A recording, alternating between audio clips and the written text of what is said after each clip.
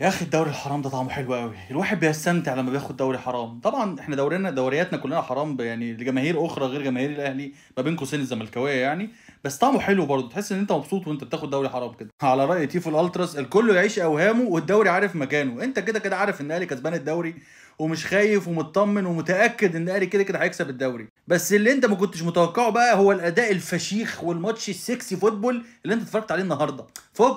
فكك اللعبه كلها بتلعب يعني شاربين شجره حشيش وقاعدين بيلعبوا الماتش. لو احنا هنلعب على الهادي بالراحه على مهلنا، مثلثات مربعات، طالع نازل نازل طالع، علي معلول بيجري من هنا، علي معلول الفشيخ يعمل بسيس، وسام ابو علي بيطير في السماء. ايه ده؟ ايه الحلاوه دي؟ شكرا عماد النحاس انك رجعت الاهلي يلعب حلو. انا مش فارق يعني الدوري طبعا فرحان بيه، بس انا مبسوط بالاداء.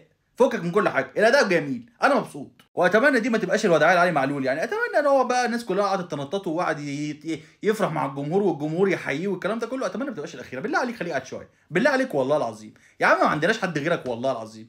يعني مبدئيا غير ان انت لعيب مؤثر وجامد فشخ وانت تاريخ لوحدك. احنا ما عند كريم الدبيس ده مش بالله عليك ما تمشي.